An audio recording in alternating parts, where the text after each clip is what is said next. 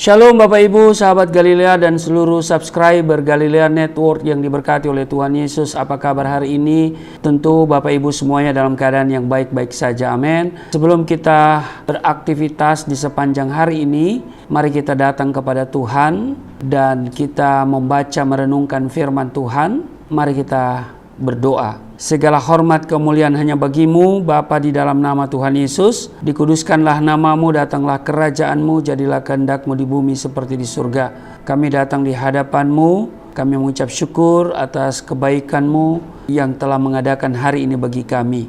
Engkau yang menjaga kami dengan penuh kasih setia di sepanjang malam yang telah berlalu. Dan saat ini, sebelum kami masuki dunia kerja kami akan baca renungkan firman-Mu. Mengurapi kami semua, membuka hati pikiran kami, mengurapi hamba-Mu yang tidak ada apa-apanya. Di dalam nama Tuhan Yesus, haleluya, amin. Saudara, Yesaya pasal 52 ayat 7 sampai dengan ayatnya yang ke-12.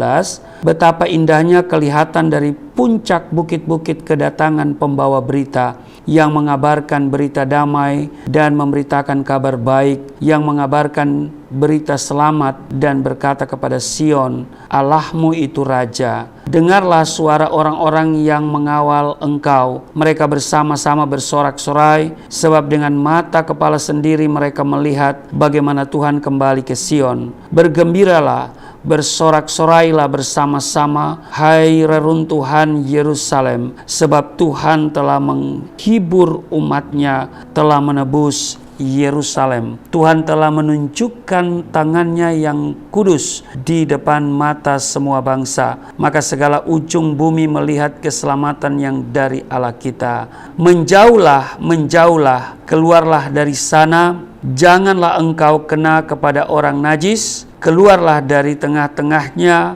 Sucikanlah dirimu, hai orang-orang yang mengangkat perkakas rumah Tuhan. Ayat 12. Sungguh kamu tidak akan buru-buru keluar dan tidak akan lari-lari berjalan, sebab Tuhan akan berjalan di depanmu dan Allah Israel akan menjadi penutup barisanmu. Di ayat 7 dikatakan betapa indahnya kelihatan dari puncak bukit-bukit kedatangan pembawa berita yang mengabarkan berita damai dan memberitakan kabar baik, yang mengabarkan berita selamat dan berkata kepada Sion, Allahmu itu Raja. Bapak Ibu, saya memperhatikan masih banyak orang Kristen yang enggan, bahkan mungkin malu bila diminta bersaksi di hadapan jemaat. Bahkan ada yang berkata, bersaksi tentang apa? Hidupku kan biasa-biasa saja kok. Tidak ada yang perlu disaksikan. Nah saudara, kadang-kadang ucapan-ucapan inilah yang keluar dari mulut mereka. Memang sungguh menyedihkan, saudara, bila ada orang Kristen yang tidak mempunyai kesaksian hidup. Ini benar-benar sungguh menyedihkan. Artinya, tidak ada yang bisa dia saksikan. Mungkin dia belum mengalami yang namanya kasih setia Tuhan. Nah, jadi kalau ada orang Kristen yang tidak mempunyai kesaksian, menurut saya ada yang salah dalam hidupnya. Ada yang salah dalam kehidupan rohaninya. Karena Tuhan memanggil kita untuk menjadi kesaksian, yaitu sebagai garam dan terang bagi dunia ini. Dikatakan di dalam Matius pasal 5 ayat 16, supaya mereka melihat perbuatanmu yang baik dan memuliakan Bapamu yang di surga. Nah, Tuhan Yesus telah memberikan amanat agung kepada saudara dan saya, supaya saudara dan saya pergi bersaksi dan memberitakan kabar keselamatan. Namun kita menganggap perintah itu tidak penting dan ya mungkin bukan merupakan tugas saya, tetapi tugas pendeta, tugas full timer atau siswa-siswa teologi saja. Bukan bagian kita. Karena saya kan jemaat awam atau jemaat biasa. Lalu kita memilih ya duduk-duduk santai di rumah, menghabiskan waktu di depan televisi daripada harus bersusah terlibat pelayanan dan sama sekali tidak terbeban memperkenalkan Yesus kepada orang lain.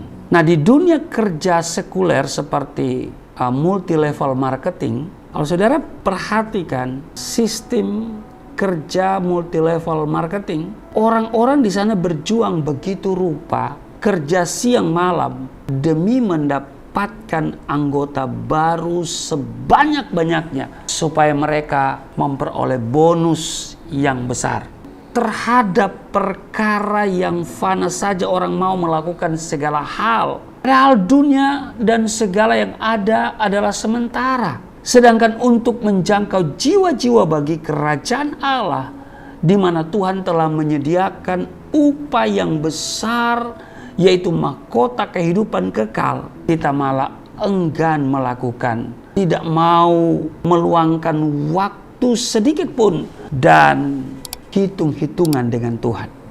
Jadi bersaksi adalah tugas penting bagi kita. Amin. Sayang, banyak orang Kristen memiliki kehidupan yang sama saja dengan orang-orang dunia, sehingga sulit untuk membedakan mana orang percaya dan mana yang bukan. Nah, Alkitab mengingatkan kita semua di dalam Yohanes 15 ayat 2 dan juga ayatnya yang ke-6.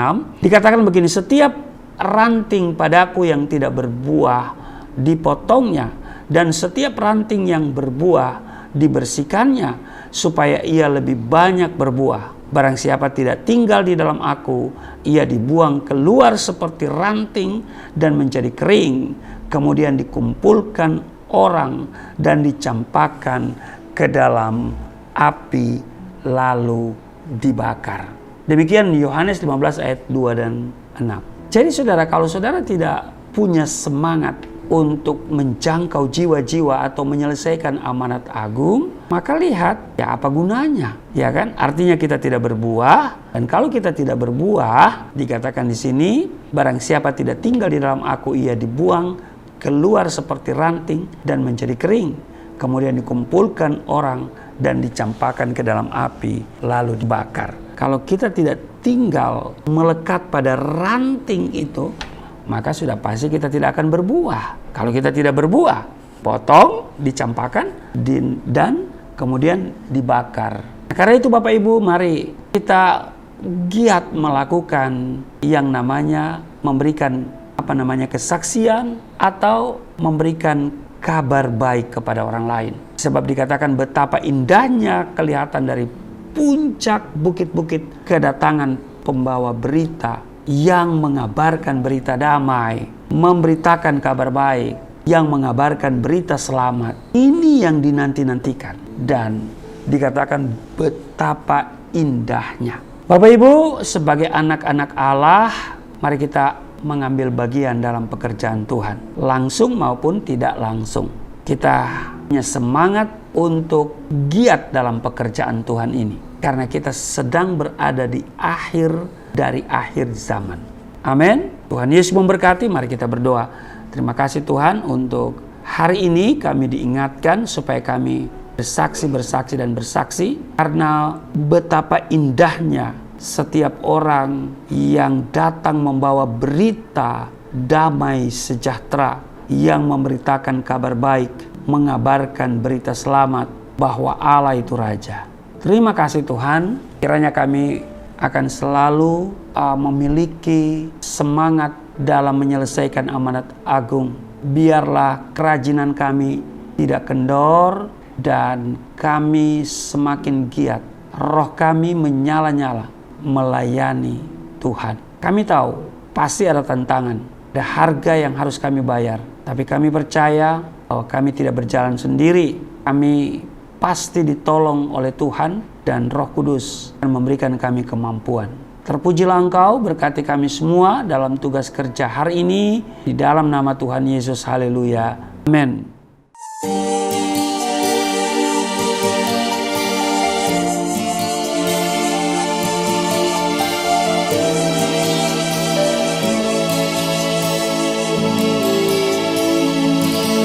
Bapa kami yang di surga,